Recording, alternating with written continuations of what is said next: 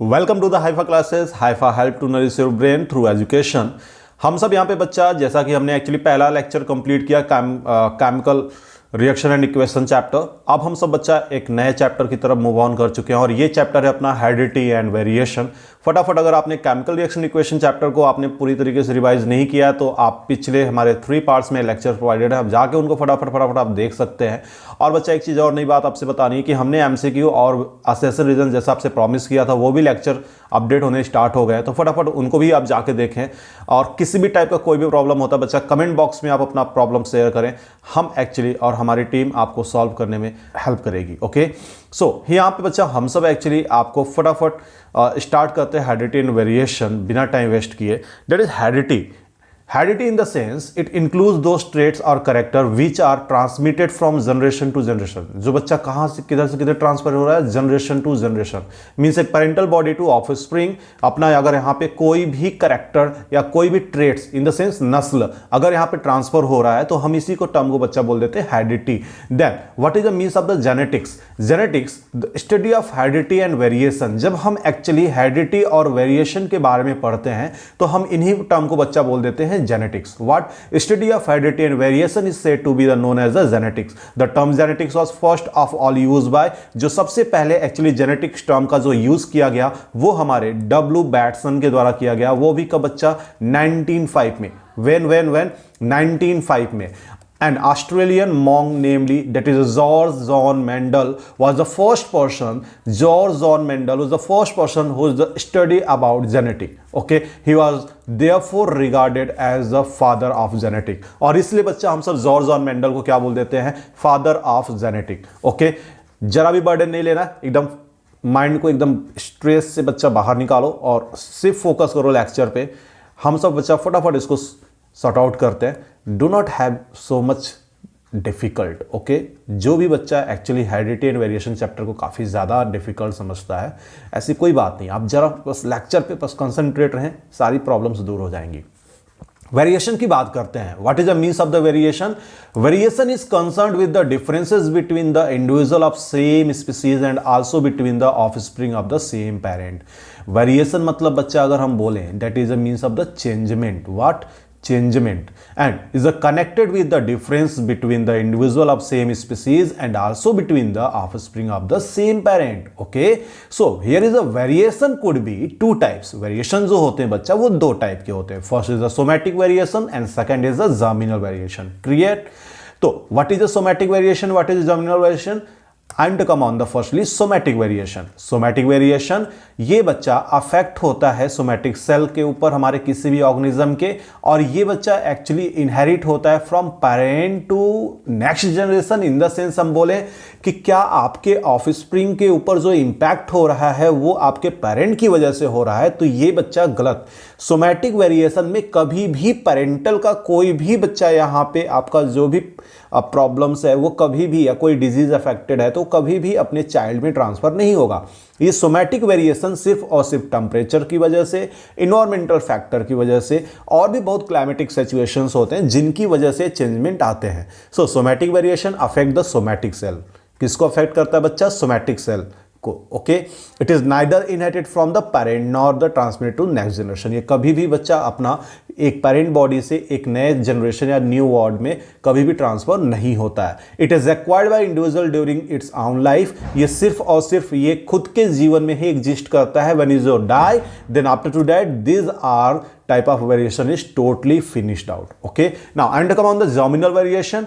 आई hope आपको somatic variation समझ में आया होगा बच्चा। Germinal variation, this variation affect the germ cells. ये बच्चा एक्चुअली जो भी यहाँ पे वेरिएशन होता है ये जर्म सेल्स की वजह से अफेक्ट होता है। इन द सेंस आपका सर कहने का सेंस है कि ये जो एक्चुअली अपना वेरिएशन है ये parental body to offspring transfer होगा।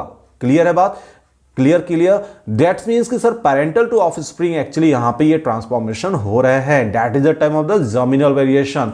It is received by the individual from the parent and is transmitted to next generation। किधर ट्रांसफर हो रहा है बच्चा? नेक्स्ट जनरेशन में। क्लियर है बात? Now I am to come on the next term that is the sub significance of variation. What is the significance? Significance actually यहाँ पे वेरिएशन का सिग्निफिकेंस क्यों है? That is the first is here. Variation actually में enable करता है किसी भी ऑर्गेनिज्म को किसी भी चेंजिंग इन्वायरमेंट में अपने आप को अडॉप्ट करने के लिए। Okay, that's the reason variation enable the organism to adopt themselves to the changing environment. And the second term is that form raw material for the evolution, ये एक रॉ मटेरियल को भी फॉर्म करता है evolution के लिए। And the third is that enable the organism to face the struggle for existence in a better way. और ये बच्चा किसी भी ऑर्गेनिज्म को एक्चुअली स्ट्रगलिंग में बच्चा यहां पे प्रोवाइड करता है, एग्जिस्टेंस प्रोवाइड करता है एक बेटर वे में रहने के लिए, जिससे ये वहां पे सर्वाइव कर सके।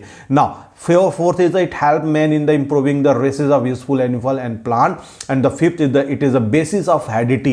किसके बच्चा बेस पे है ये? basis of heredity। it also lead to the existence of new trend। और बच्चा किसको लीड करता है? ये हमेशा लीड करता है किसको? एक existence of new traits, क्योंकि बच्चा नया ट्रेड्स आएगा तभी तो बच्चा एडाप्टेशन और भी अच्छा होगा। now and come on the next term, that is a some general term for the terminology, that is a some general term, that is a terminology in the sense हमको कुछ एक्चुअली यहाँ पे अपने heredity से regarding कुछ basic term को यहां पे क्लियर करने वाले हैं, क्योंकि अगर ये बेसिक टर्म क्लियर नहीं होते हैं बच्चा तो आगे चल के हम सब जितने भी टर्म पढ़ने वाले हैं उसमें बहुत ढेर सारी प्रॉब्लम्स आने वाली हैं। उन्हीं में से सबसे पहला टर्म है बच्चा gene. What is a gene? So it is hereditary unit which carries character from one generation to another generation। Gene जो होता है बच्चा ये हमेशा एक ऐसा करेक्टर है जो अपने एक जनरेशन से दूसरे जनरेशन में ट्रांसफर होता रहता है। आप कह सकते हो पेरेंटल टू ऑफस्प्रिंग भी ट्रांसफर होता रहता है। Now to come on the allele, allele that is a term allele refer to each of the member of the genetic pair, that is the alternate trait of the gene pair।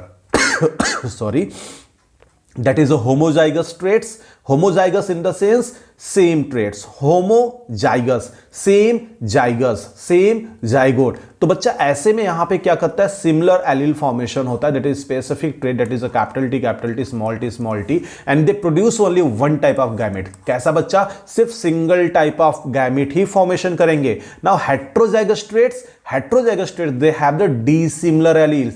Important है बच्चा, क्या क्या क्या? Dissimilar alleles, okay, for a specific trait that is a capital T and small T. They produce two types of gamete. ये कितने type के gamete? To types of the gamete produce करेंगे। Clear? Now I want to come on the next term, that is a dominant trait। What is the means of the dominant trait? Dominant trait का मतलब होता है बच्चा, अगर मैं एक example के तौर पे बोलूं तो जैसे आपके क्लास में कोई एक ऐसा बच्चा या फिर आपके सोसाइटी में एक ऐसा कोई पर्सन जो अपने आप को काफी ज्यादा डोमिनेंसी करना चाहता हो, अपने आप को काफी ज्यादा रिप्रेजेंट करना चाहता हो, तो any type of the traits who is the represent, that is a term is called dominant. Okay, मतलब कि ऐसा नस्ल जो अपने आप को अपीयर करे, किसी एक जनरेशन से दूसरे जनरेशन में गया।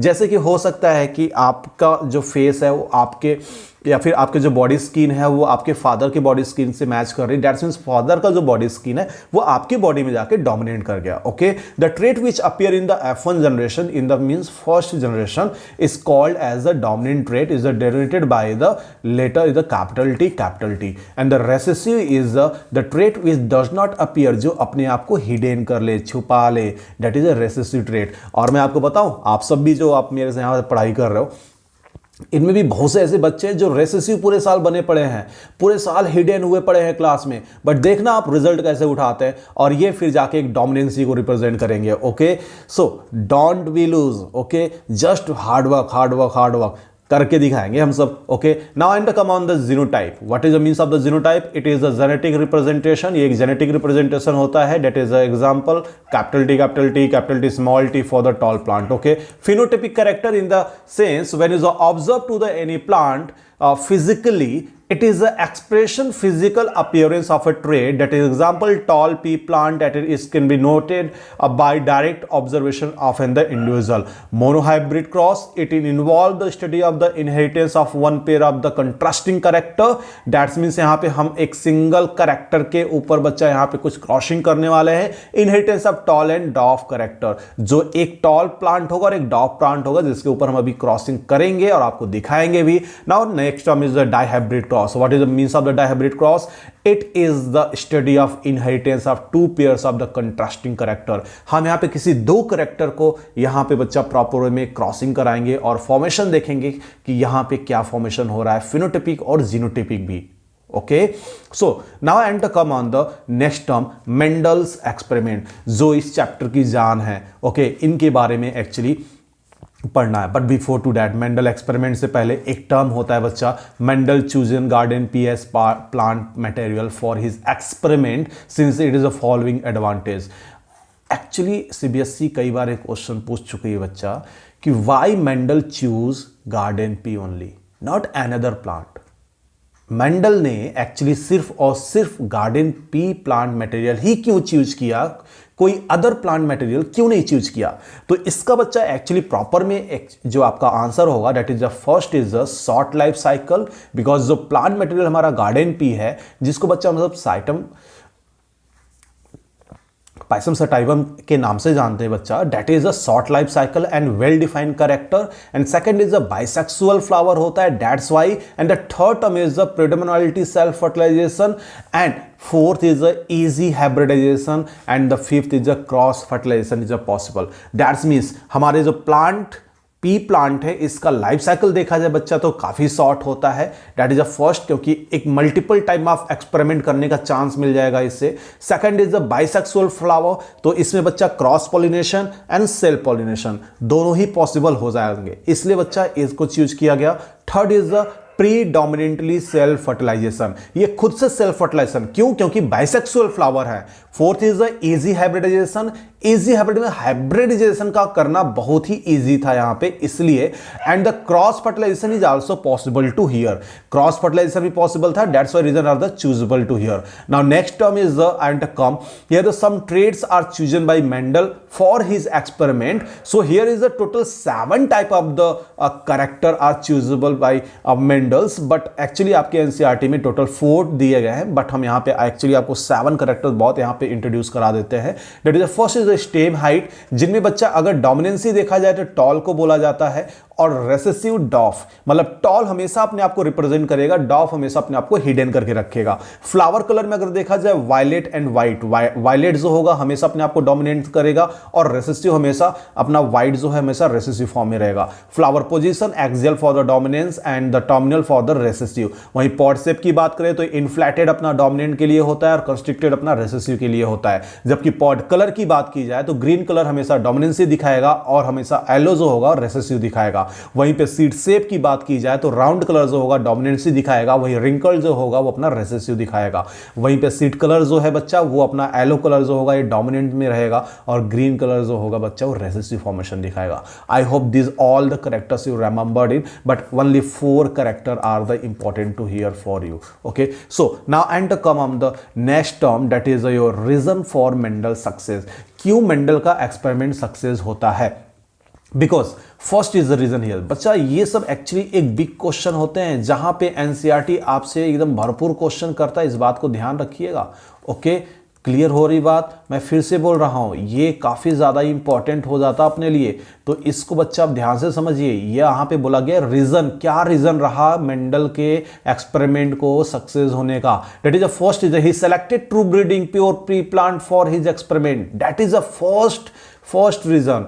बिकॉज जो हमारे पी प्लांट के जो एक्चुअली पूरे कैरेक्टर्स रहे वो काफी यूनिक थे डिफरेंट प्लांट से। He studied single trait at a time, उन्होंने एक सिंगल ट्रेट के ऊपर स्टडी किया एक टाइम पे।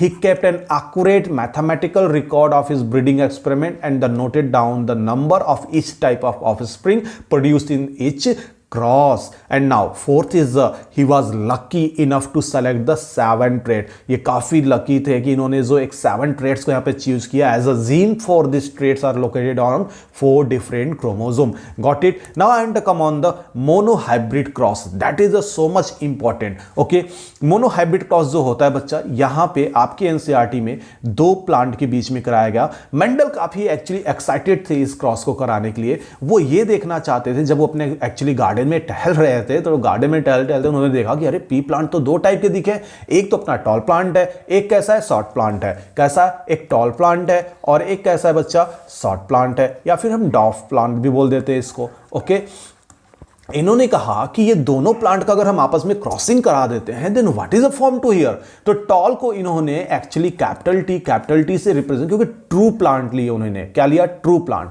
And small T for the dwarf. यहां से बच्चा ये एक्चुअली पेरेंटल बॉडी हो गया। क्या हो गया? ये पेरेंटल बॉडी। अगर वहीं पे बात किया जाए तो यहां से गैमिट फॉर्मेशन होता है और गैमिट में एक्चुअली कैपिटल टी और यहां पे अपना स्मॉल टी गैमिट फॉर्मेशन होते हैं और ये दोनों ही जब एक्चुअली आपस में क्रॉसिंग करते हैं तो यहां पे फॉर्मेशन होता है एक प्लांट का, जो एक्चुअली में प्रॉपर वे में क्या किया बच्चा, एक हमारा फॉर्मेशन दिखाता है एक टॉल प्लांट का। सर एक बात बताइए मेरे को, यहां पे तो ऐसा कुछ भी नहीं है जो आप कहना चाहते हैं, इन द सेंस कि अगर बात किया जाए तो यहां पे तो एक कैपिटल टी और एक स्मॉल टी है, बट हमने आपको बताया कि capital T is dominance and small T is recessive. That's why reason here पे बच्चा हमारा जो एक्चुअली प्लांट का जो नेचर होगा फिजिकली वो मतलब फिनोटिपिक, तो हमें टॉल प्लांट दिखेगा। Okay, now after two that यहां पे हमें निकल के आए एक F1 जनरेशन। क्या निकल के आया?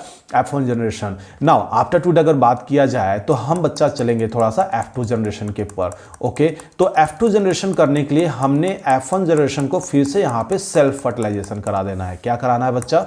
Self fertilization. Okay, so I want do here just 1 minute.